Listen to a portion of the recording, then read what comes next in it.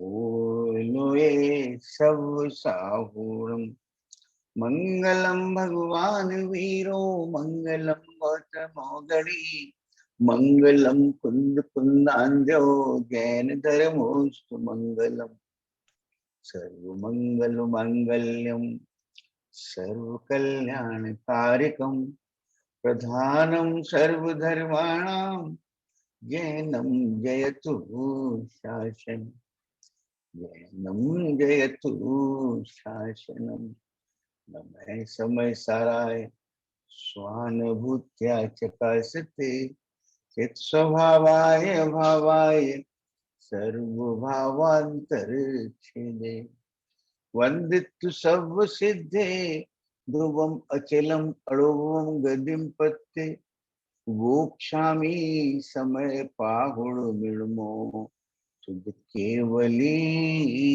भरदम केवली भरदम। शैली आपने पहले सही बोला था, बाद में एक गलती करी है। आनंद प्रवाही ही है, भी नहीं है।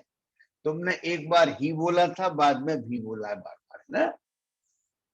चलिए साहब, एक इससे पहले जो इसने भजन बोला था उसमें शब्द आया था अक्षय। अक्षय समझते हो आप?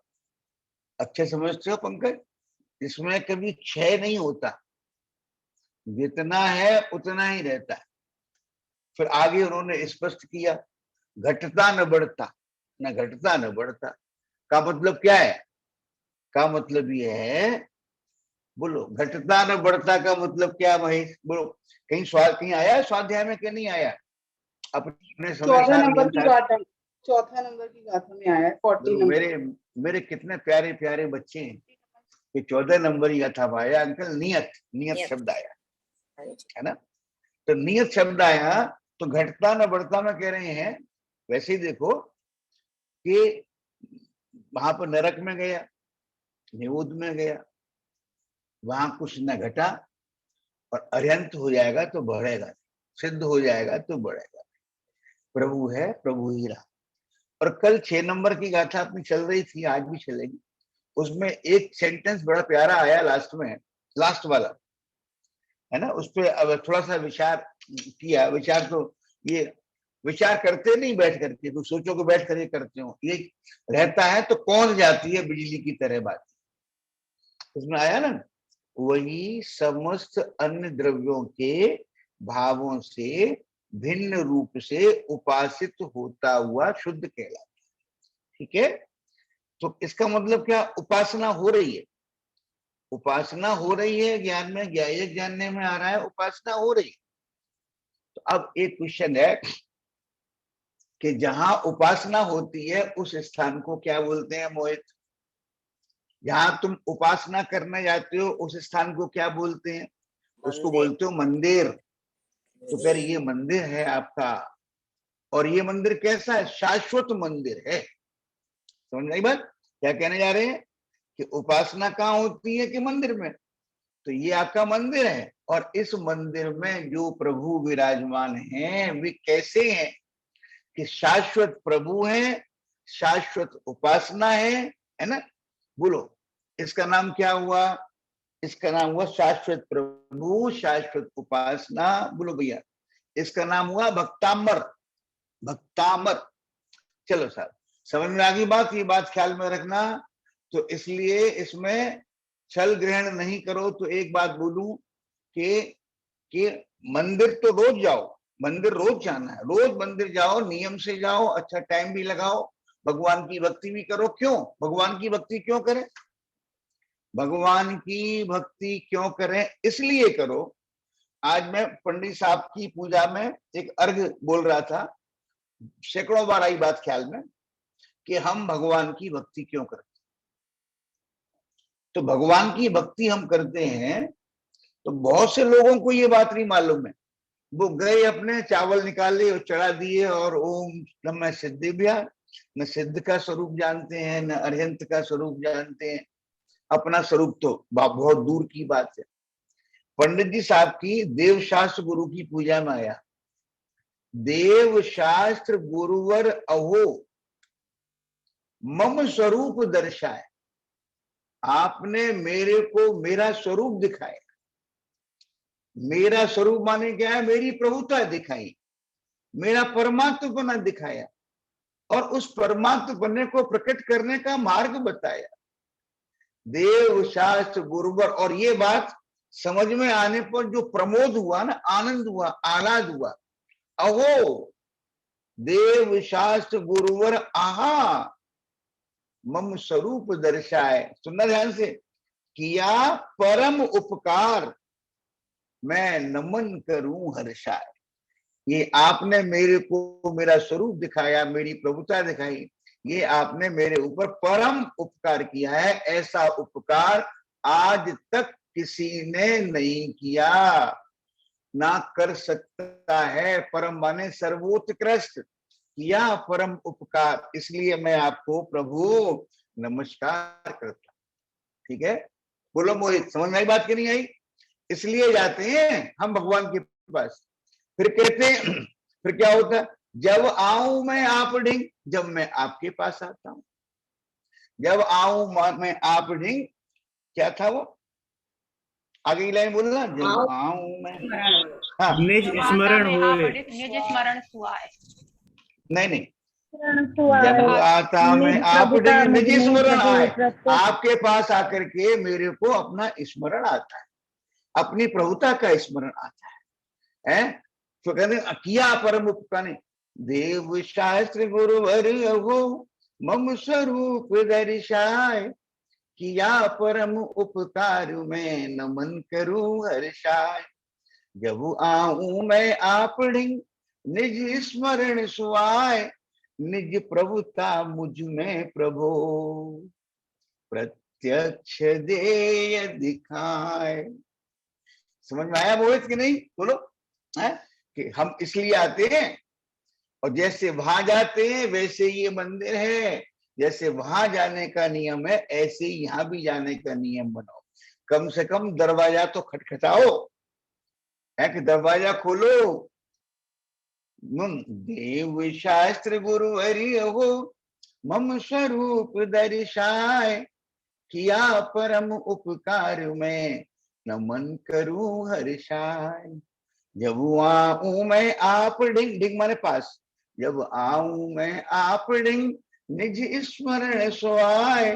प्रभु आपकी प्रभुता देख करके मुझे अपनी प्रभुता का स्मरण हो आता है। आपने ही मुझे मेरी प्रभुता बताई। निज प्रभुता मुझ में प्रभु प्रत्यक्ष देय दिखा। अब देखो, ये तो पहले की 4 लाइनें हैं। सुनो, स्थापना का ये अर्घ वो है, स्थापना का छंद है। हम जब भगवान कोई भी भगवान की हम दर्शन करते हैं ना, तो पहले तो वो उनकी स्थापना का छंद बोलते हैं, फिर अर्घ का बोलते हैं, अर्घ। अब देखो क्या पंडित जी साहब ने लिखा है, लिखा है निज से उत्तम दिखे न कुछ भी। मुझे समझ में आ रही बात की नहीं आ रही? हे प्रभु, आपने मेरे को ऐसा मेरा स्वरूप बताया कि मैं संसार का सर्वोत्कृष्ट पदार्थ, और मुझसे बेटर, मुझसे उत्तम तो दुनिया में कोई भी नहीं। निज से उत्तम दिखे न कुछ भी, पाई निज अनर्घ माया। यहाँ माया माने मायाचारी वाली नहीं है, यहाँ माया माने लक्ष्मी। अनर्घ, अनर्घ माने क्या है? अमूल्य, अमूल्य लक्ष्मी मैंने प्राप्त की। निज से उत्तम दिखे न कुछ भी, पाई निज अनर्घ माया। अब क्या हुआ? निज में ही अब हुआ समर्पण, ज्ञानानंद प्रकट पाया। क्या काम किया पंडित जी साहब ने? निज से उत्तम दिखे न कुछ भी, पाई निज अनर्घ माया। इसका फल क्या आया? निज में ही अब हुआ समर्पण। इसका फल क्या आया? ज्ञानानंद प्रकट पाया। अब क्या कहते हैं? देव शास्त्र गुरुवर अहो मम परिणति में आदर शिर हो। देव शास्त्र गुरुवर अहो, ऐसे देव शास्त्र गुरु मेरी परिणति में आदर्श रहे। का मतलब क्या है कि वे मेरे को मार्ग से भटकने ना दे। अब एक बात और करते हैं इसका, देव शास्त्र गुरुवर अहो, मम परिणति में आदर्श रहो, ज्ञायक में ही स्थिरता हो, ज्ञायक में ही स्थिरता हो, निज भाव सदा मंगलमय हो। बोलो भाई, निज भाव सदा मंगल में तो है ही, लेकिन मेरे लिए मंगलमय हो नहीं हुआ। निज भाव सदा मंगलमय हो, है और होना, है और होना, ये में फर्क। तो क्या है पूरा टोटल जिनागम क्या कहता है, निज से उत्तम दिखे न कुछ भी, पाई निज अनर्घ माया। जिनागम का सार है ये, निज से उत्तम दिखे न कुछ भी, पाई निज अनर्घ माया, निज में ही अब हुआ समर्पण, ज्ञानानंद प्रकट पाया। देव शास्त्र गुरुवर सदैव, मम परिणति में आदर्श रहो, ज्ञायक में ही स्थिरता हो, निज भाव सदा मंगलमय हो। 2 लाइनें और पढ़ेंगे सिद्ध पूजन की। वो पंडित साहब की सिद्ध पूजन है ना, तो उसमें जो 4 लाइनें पहले की हैं वो नहीं है आप लोगों के पास, वो पूजा नहीं है ना। तो जो उससे स्थापना से पहले की वो है, स्वयं सिद्ध परमात्मा, स्वयं सिद्ध परमात्मा, ज्ञान मात्र गुण धाम। इसको ऐसे भी ले सकते हो, थोड़ा नीचे आकर के लो, आप स्वयं सिद्ध परमात्मा बने हो, स्वयं सिद्ध परमात्मा, ज्ञान मात्र गुण धाम। देव शास्त्र गुरु भी ने क्या है, स्वयं सिद्ध परमात्मा, ज्ञान मात्र गुण धाम, जानन हार जनाए से हुआ पूर्ण निष्काम। समझ में आए, जानन हार ही जानने में आता है, निष्काम का मतलब है अब किसी और को जानने की कामना नहीं। देव शास्त्र स्वयं सिद्ध परमात्मा, ज्ञान मात्र गुण धाम, जानन हार जनाए से हुआ पूर्ण निष्काम। अब आती लाइन जो पढ़ा नहीं, देव शास्त्र गुरु, यही क्या है वो लाइन क्या है, तो पढ़ता हूं भूल गया। देव स्वयं सिद्ध परमात्मा, ज्ञान मात्र गुण धाम, जानन हारे जनाय से हुआ पूर्ण काम। मिल गया। देव शास्त्र गुरु और तीर्थ यही सर्वस्व, यही देव है, यही शास्त्र है, यही गुरु है, यही तीर्थ है, और ये सर्वस्व का मतलब है ये सारा का सारा मेरा है। समझ, सर्वस्व का मतलब क्या है, ये सारा का सारा मेरा है। स्वयं सिद्ध परमात्मा, ज्ञान मात्र गुण धाम, जानन हार जनाए छे हुआ पूर्ण निष्काम। देव शास्त्र गुरु अर्थ, देव शास्त्र गुरु और तीर्थ यही सर्वस्व, देखन हार दिखा एक, देखन हार दिखा एक, जानन हार और देखन हार, देखन हार दिखा एक, शून्य हुआ सब विश्व।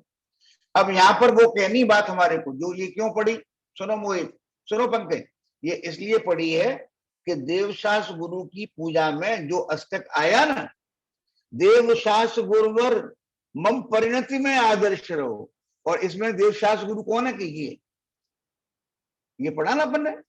नहीं आई समझ में क्या कहना चाह रहे हैं, बोलो समझ में आ रही है कि नहीं आ रही है। देवशास्त्र गुरु की पूजा में पढ़ा आपने, क्या पढ़ा था, निज से उत्तम दिखे न कुछ भी, पाई निज अनर्घ माया, निज में ही अब हुआ समर्पण, ज्ञानानंद प्रकट पाया। देव शास्त्र गुरुवर अहो, मम परिणति में आदर्श रहो। तो देव शास्त्र गुरु का मतलब क्या बताया, यही है देव, यही है शास्त्र, यही है परम गुरु, परम ये, गुरु। हाँ तो कह रहे हैं ये है गुरु, और यही तीर्थ है। जब भी तुम्हारा तीर्थ यात्रा का मन हो ना, तो एक कोने में बैठ जाना। क्यों? बोलो मोहित। एक कोने में बैठ करके मैं प्रभु, मैं प्रभु, मैं प्रभु, ईमानदारी से बल भजन आए, तो तीर्थ यात्रा हो गई, है ना। चलिए साहब 6 नंबर की गाथा अपन पढ़ते हैं। बोलो मोहित, समझ में आ गई बात? आज बिंदु नहीं आई है क्या? हाँ जी अंकल। आगे पढ़ते हैं अपन। देखो बिंदु बहुत ही अच्छा उपासित समझाया। होता है। कौन बोल रहा बहुत ही है? अच्छा समझाया अंकल, अंदर तक उतर गए। मैं बोल रहा हूँ अंकल, बहुत ही अच्छा समझाया। हाँ हम बेटा पढ़ते रोज हैं, पढ़ते रोज हैं, लेकिन पढ़ते हैं क्यों माला बहन जी? आज माला बहन जी सामने इसलिए बोल रहे हैं, पढ़ते रोज ही, लेकिन उलझे कहीं और होते। अगर उलझे नहीं हो, उन्हीं शब्दों में अपनापन करें ना, तो उसके अर्थ ऐसे निकल करके आते, ऐसे निकल कर। अपने को वो बड़े टेंशन के साथ जाते हैं, ये काम छोड़ा है, ये काम छोड़ा है, ये काम छोड़ा है, अब ये काम करना है, अब ये करना है, अब ये करना है। राजकुमारी ऐसा करती तो नहीं हो? अब ये जो है ना देवशास्त्र बिंदु, देवशास्त्र गुरु की जो पूजा है, इसकी पहली 4 लाइनें और अर्घ वाला अष्टक, ये जरूर पढ़ना है ना। अब मैंने एक नया काम शुरू किया है। हमारे यहाँ आचार्य कुंद कुंद के चरण है, तो मैंने अपने मोबाइल में 6 गाथाएं प्राकृत में लिखी है। वो अब याद भी हो गई मेरे को, याद भी कर ली, ठीक है ना। तो वो जो है ना, वो हमें उसके अर्थ बता देते हैं। आचार्य कुंद कुंद हमें उसके अर्थ बता देते हैं, है ना। जैसे अपन ने गाथा पढ़ी, अपन ने कौन सी 6 नंबर की गाथा पढ़ रहे हैं, वो 6 नंबर की गाथा के बाद 14 नंबर गाथा लिखी है। 14 नंबर गाथा क्या है? जो जानद अपाड़म अबद्ध पुट्ठम अनन्यनयम नियतम अविशेषम असंयुक्तम सुपसदी, नहीं वो तम शुद्ध नय व्याणी, उसको शुद्ध नहीं जानो। ये क्या है? अबद्ध पुत्र और अनन्य अविशेष जाने आत्म को संयोग विरहित भी कहे, जो शुद्ध नय उसको कहें। इसका अर्थ अपन क्या करते हैं?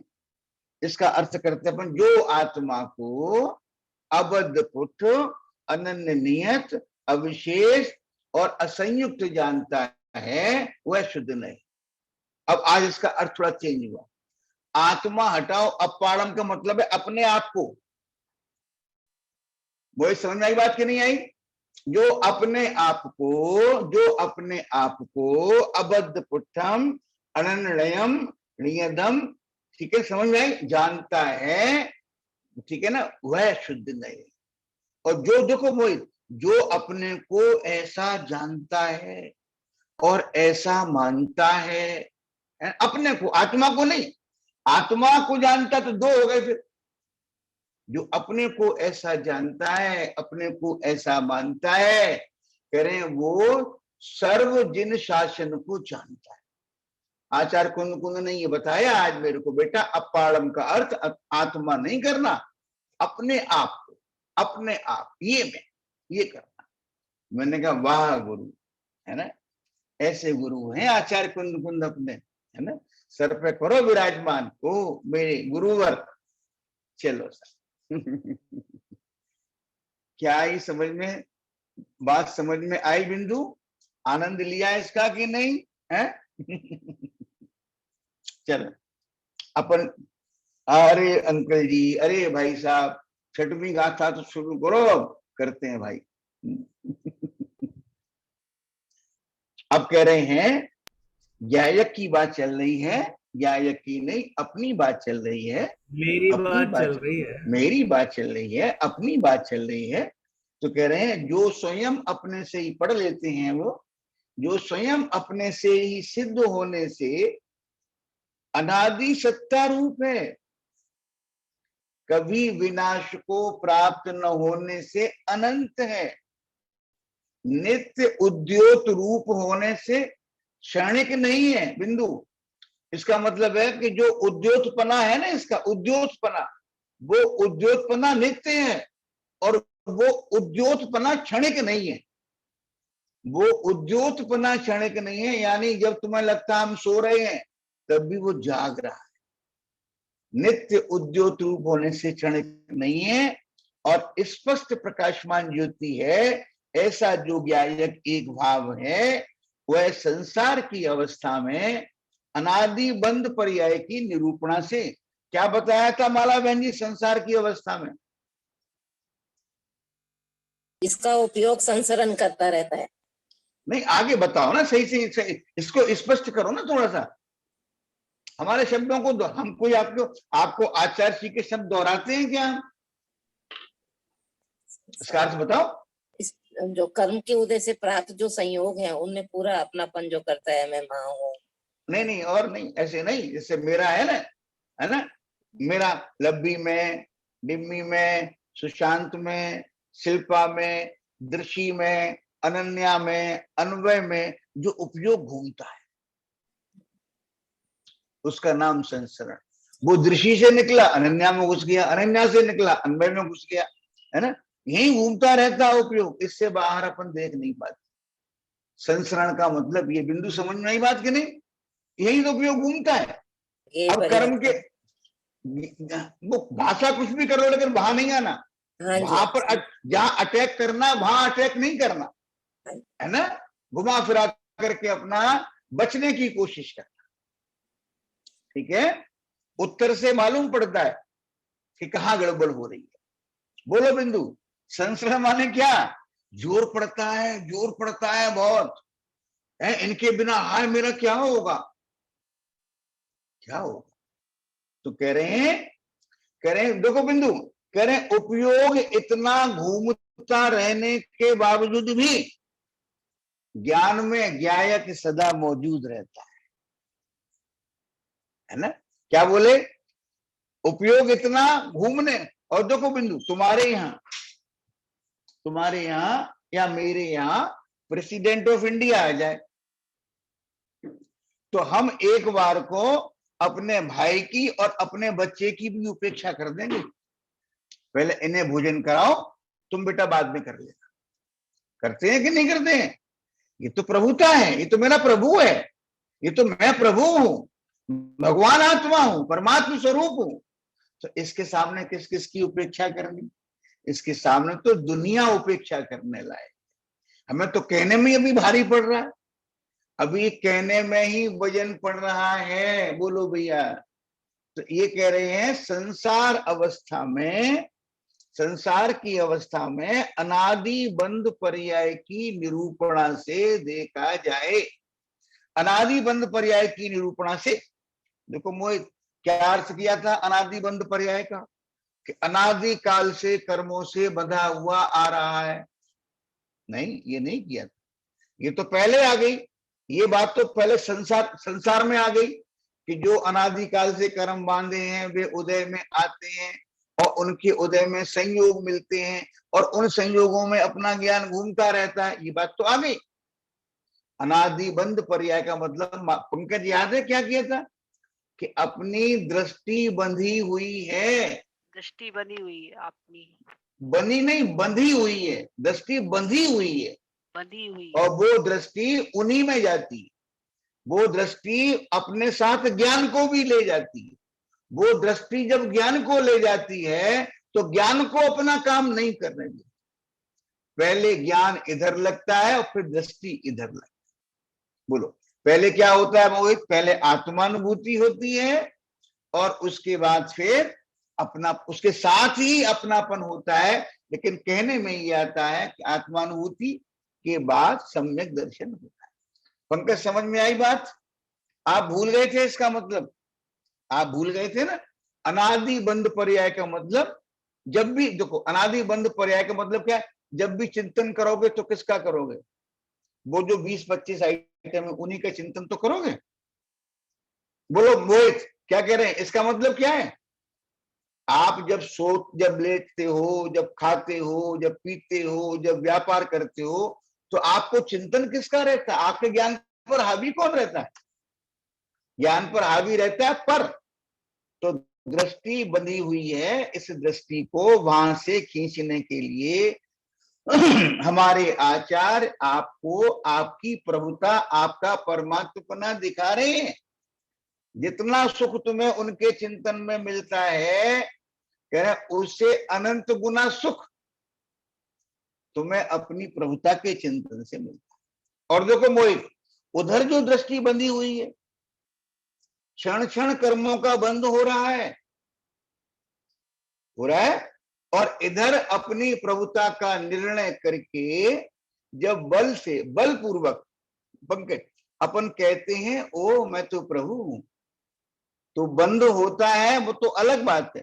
700-800 सागर वर्ष तक उदय में आने वाले कर्मों का नाश हो जाता है।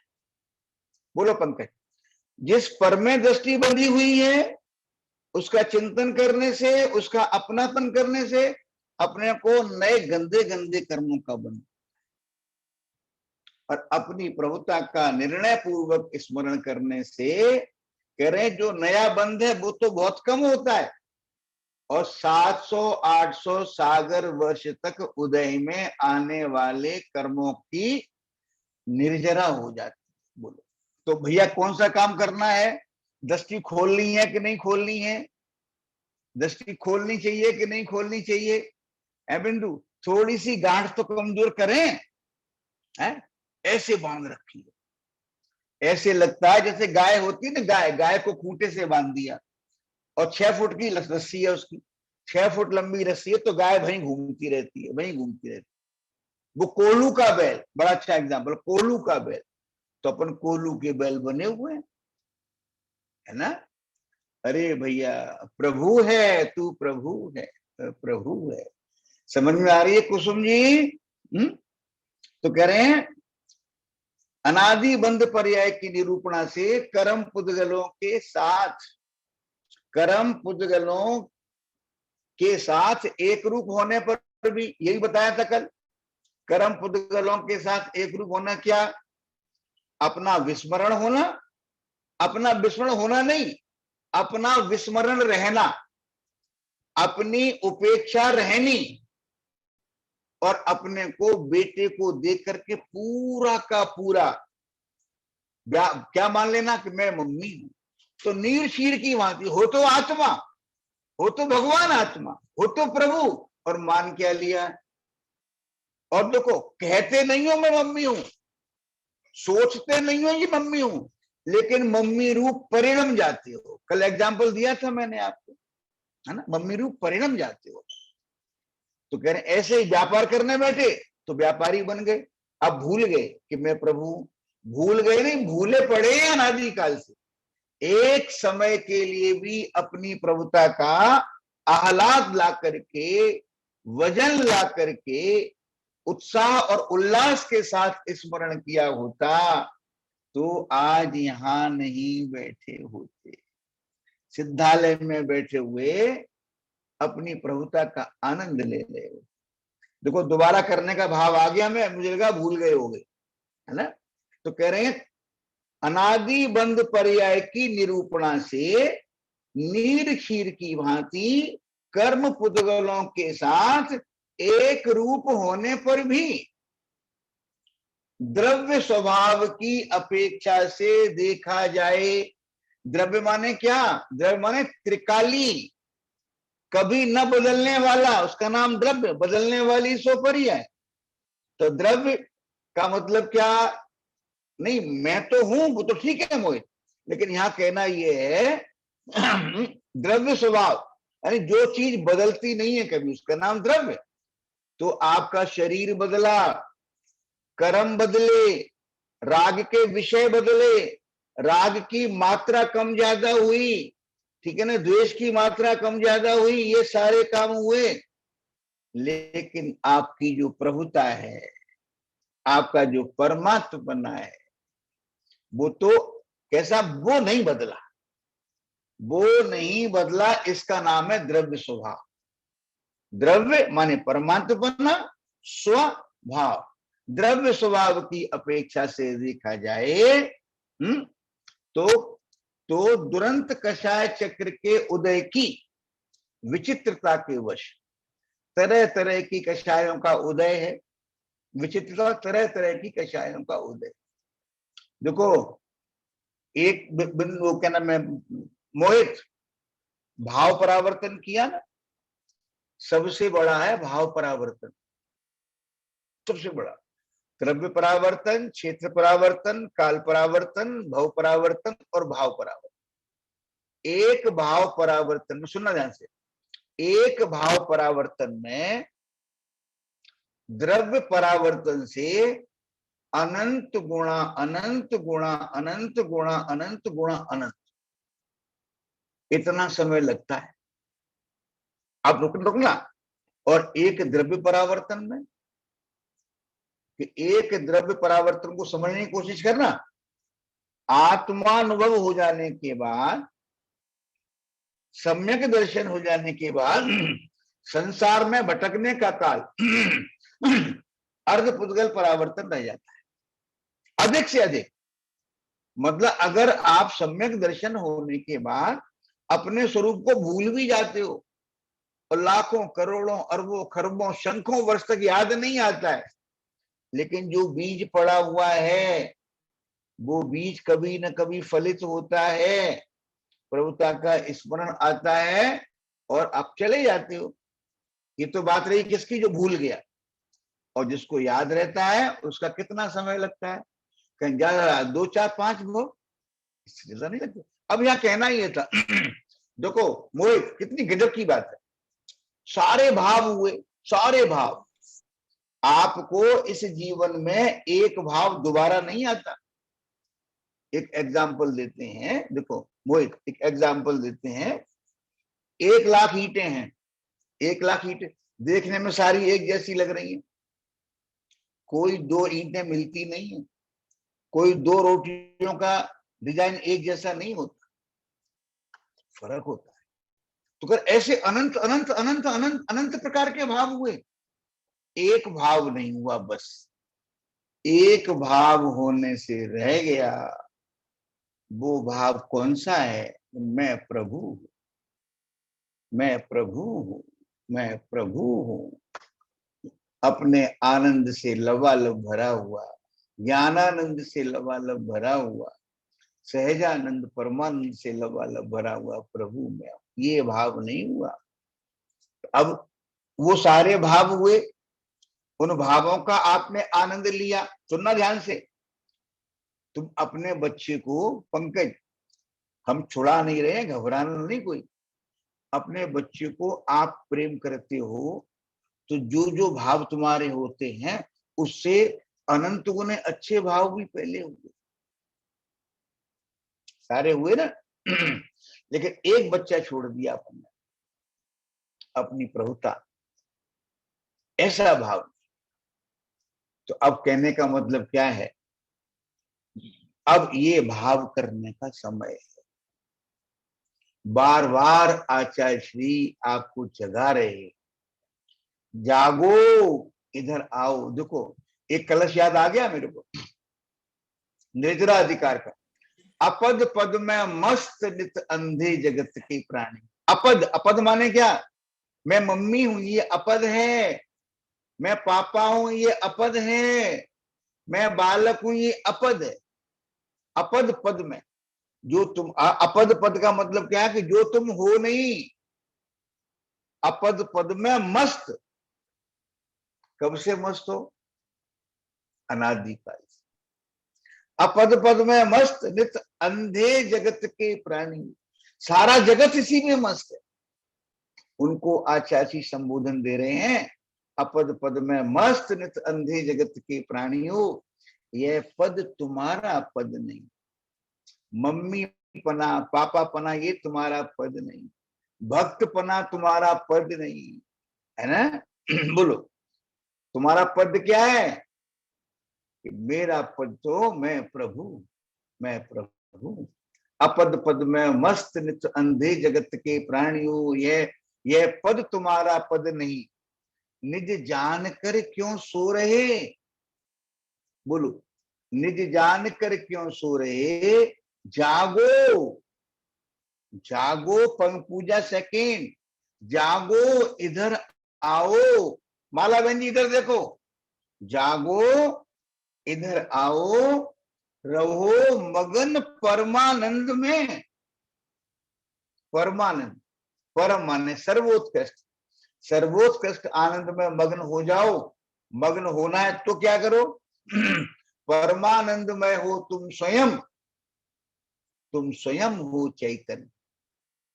अपद पद में मस्त नित अंधे जगत के प्राणी हो, यह पद तुम्हारा पद नहीं, निज जान कर क्यों सो रहे। जागो इधर आओ रहो मगन परमानंद में, क्योंकि परम पदमय हो तुम स्वयं। परम पदमय तुम हो स्वयं। परम पद माने क्या? प्रभुतामय, परमात्ममय तुम हो स्वयं। तुम स्वयं हो चैतन्य में, तुम स्वयं हो चैतन्य। और क्या कहें बोलो? अधिक क्या कहें जनेश्वर? अब प्राप्ति कैसे होगी? बोलो मोहित, प्राप्ति कैसे होगी? कल शाम को आया था ना, भेद ज्ञान की शक्ति से निज महिमार्थ को शुद्ध तत्व की उपलब्धि निश्चित हो जावे, और शुद्ध तत्व की उपलब्धि होने पर उसके सब कर्मों का क्षय निश्चित हो जावे। एक और था कलश, वो पढ़ना था मेरे को, भूल गया मैं, इसके आसपास का ही है, संवर अधिकार में। उसमें एक शब्द ऐड किया भारत जी ने, वो शब्द उसमें है नहीं, लेकिन उस शब्द से बहुत बढ़िया हो गया वो, है ना। वो आता है अपना, हाँ, अरे भव्य जन भव्य भावना भेद ज्ञान।